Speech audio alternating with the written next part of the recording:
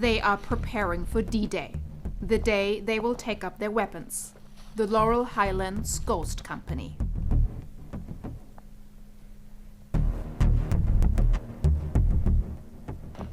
Just want to protect our state,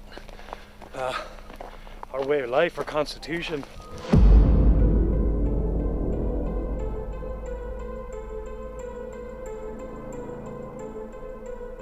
I brought my body armor.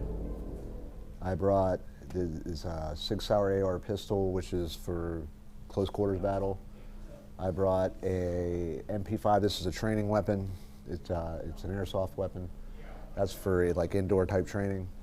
I brought my long range rifle, which that's a 270.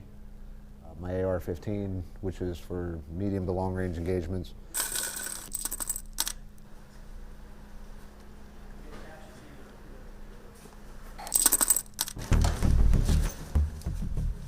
"6 a.m. in the morning. These men are getting ready for their morning patrol, in full gear, with weapons, ammunition, bulletproof vests. A woman is here too. Outside, it's minus 5 degrees Celsius.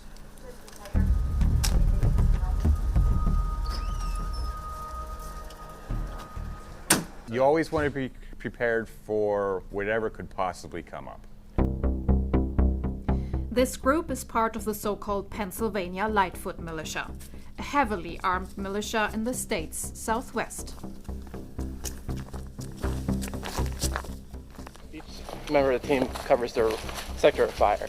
So in this position, I'll be looking off to my right just to see if I can see somebody. We want to see a threat before they see us, and we want to be able to respond to that as quickly as possible.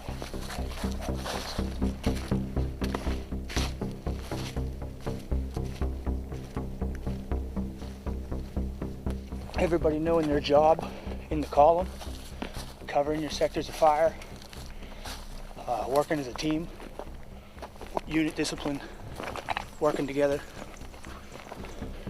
Any movement that, I mean, it's all situational, but really it's just what we deem a threat at that time. You know, currently there are no threats, but that's what we're training for.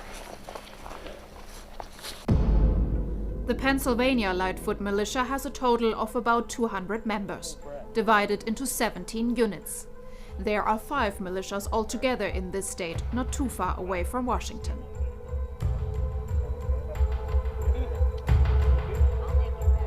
The Second Amendment was written to guarantee the people the right to have the same firepower that the government possessed. In the case that the government became tyrannical, then the people could step in and set things right. For the militia members, the possession of weapons is their fundamental right, secured in the Bill of Rights, the constitutional amendments, a right that nobody can take away from them and that they are ready to defend against all odds. I would not turn my gun in. I would not. Just like I wouldn't stop saying what I want to say. Just like I would not give up my my right to a fair and speedy trial. You know, there's just things that you can't allow them to take.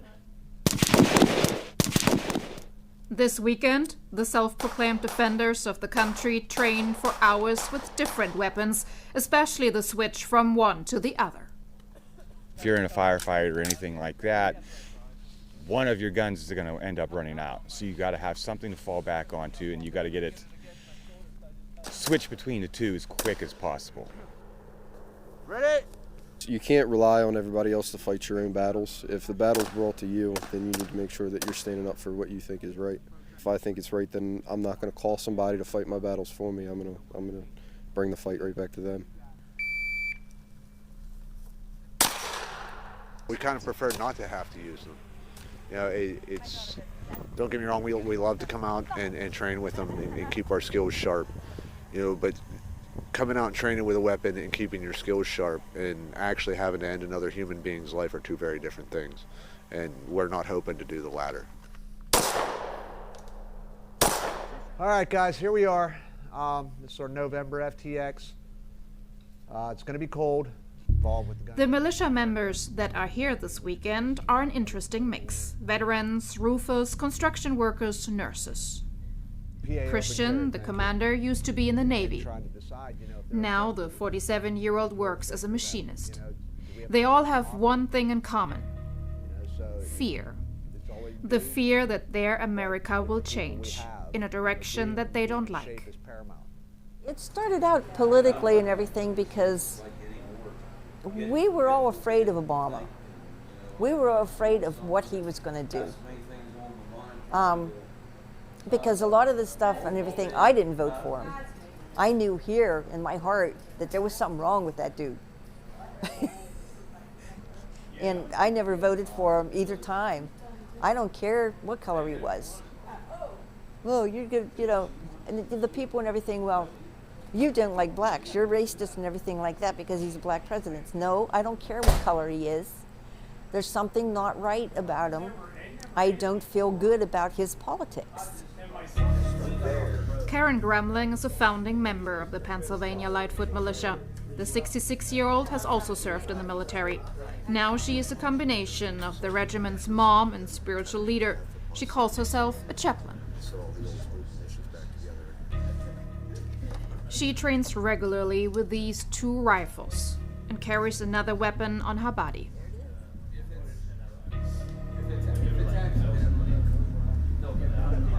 That's my Glock 19, Gen 4. I carry it everywhere I go because I can't defend myself. Being a disabled vet, it's just an impossibility. And it's fully loaded, one in the chamber. Whenever, if somebody comes after me and everything and starts, you know, I can just go like this, hit the trigger, and they're. That's it. All the weapons here, legally purchased. For defense purposes, they say, not as a threat. I'm not saying that the world all thinks that we're good guys now, because there's still a lot of people out there who don't understand who we are. In some ways, we're more liked.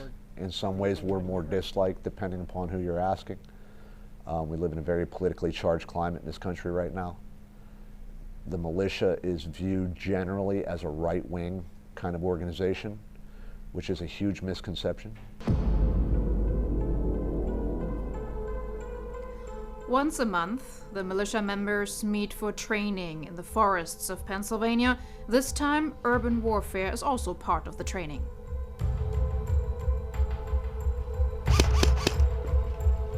They practice to defend their country, but actually against what enemy?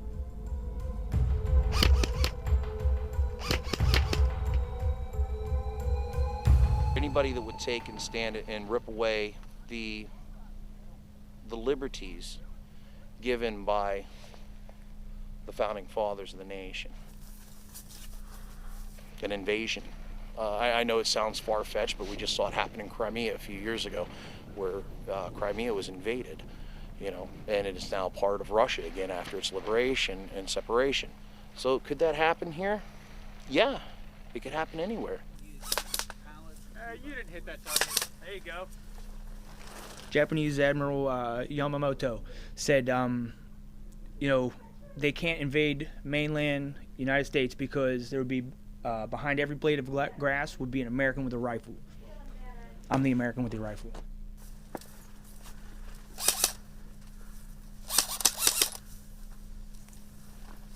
I took an oath in 1994, August 17th of 94. I took an oath to the nation. I took an oath to the people of the country. I took an oath to my family, my friends, and the oath does not expire. That oath expires the day I expire. No big deal. I haven't really talked about it, but it's not necessarily a speed thing at this point, or technique. Now they're doing war games. This afternoon, how to find enemies inside a house. But not everything goes according to plan. Slow. Get that gun up. No, stop. Come back. You're dead. I'm dead? Yeah. You're coming up. Yo, bang, bang. Go slow. Bang, bang. You step out, you're already dead. You know what I mean? Yeah. Bang, bang, then hit the room. Some of the people in my area that I live by think I'm a little extreme, but that's only because they're not aware. We have a Second Amendment, we have a Constitution in place for a reason. And if we don't stand up for it, who is? We're a voice. So, and we're a voice that's not going away. We're a loud voice, and we're gonna get louder. First line up! First line up! These pictures, recorded by the militia members. Here they are in Charlottesville, Virginia, during a white nationalist rally in the summer of 2017. Christian Yingling, the commander of the Pennsylvania Lightfoot Militia, and his group are right in the middle of it. In order to intermediate, he tells us. But then, there are bloody, violent clashes between white nationalists and left-wing counter-protesters.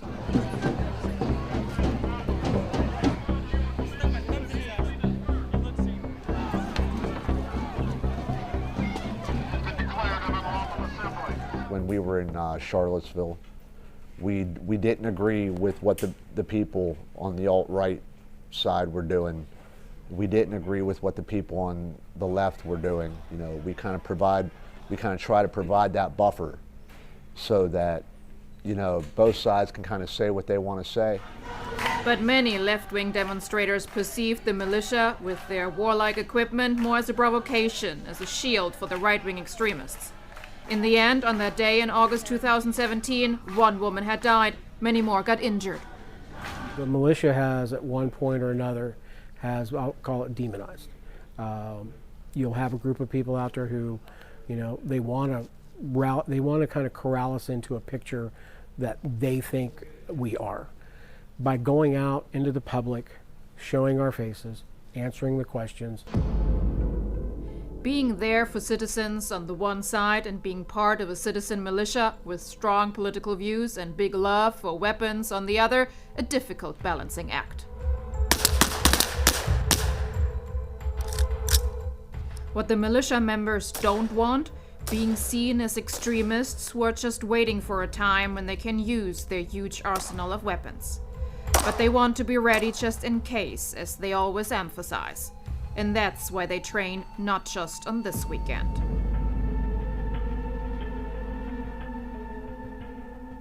Weekly, I probably put in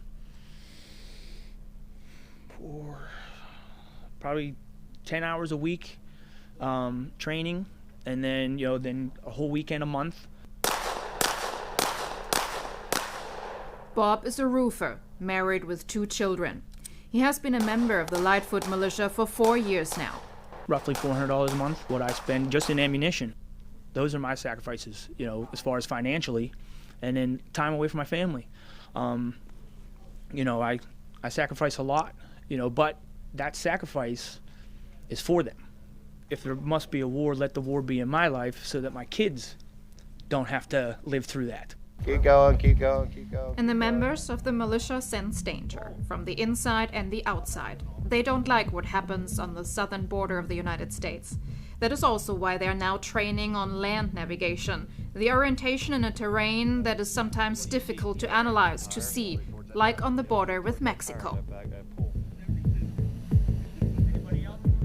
Yeah, so I get one telephone pulled. I've been to the southern border, I've walked the southern border, I've patrolled the southern border. It's not what you think. It's not what the press puts out. It's worse. Honestly, I believe that anybody that want to just go down to the border and make sure that nobody's coming across it should be allowed. I have nothing against legal immigration by any means. If you want to come here, by all means do it legally. I definitely don't agree with those coming here illegally just to reap our benefits and, you know, get away with everything like that.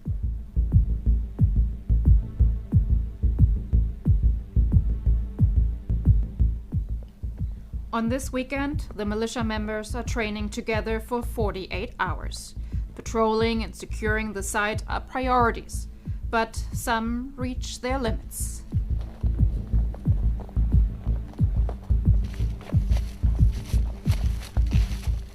It's a little rough, burns the knees. It's hard to control your breath. Very rewarding when you get to the top, but it's tough. If you don't have the cardio, it sucks. That's why we're stopping so much.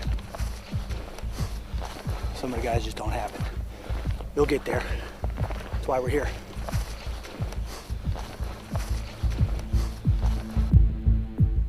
Finding the right people, though, not easy for Christian, the commander of the militia.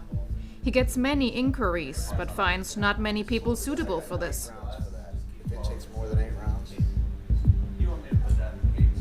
Okay, I've said for a long time now that you don't pick members up off of Facebook.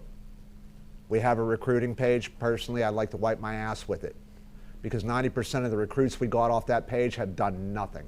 Only going to accept people who are putting effort in, you know, people who are willing to push themselves to do what it is we do.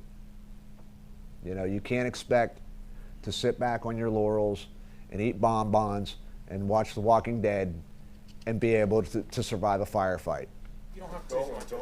The militia members that are here this weekend are diehards, including Ron. She's 49 years old, mother of 3 children, a truck driver by trade. And she's a good shooter.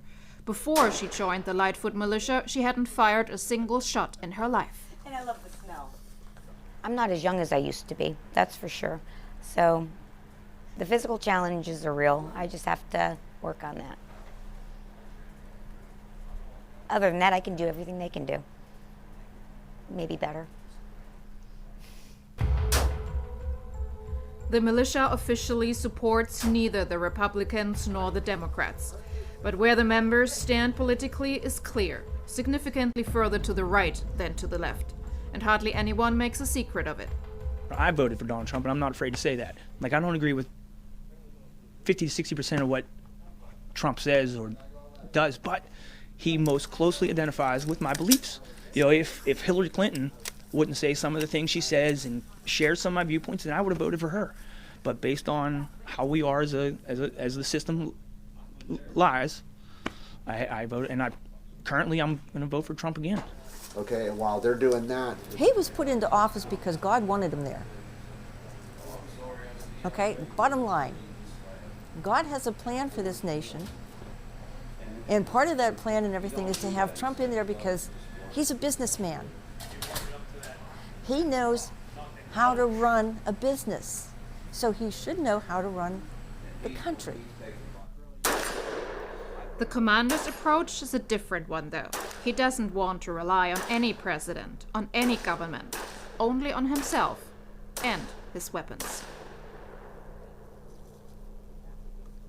guns have been a part of our culture. It's who we are. You know, we are a rebellious people. We are a free people, and we aim to keep it that way.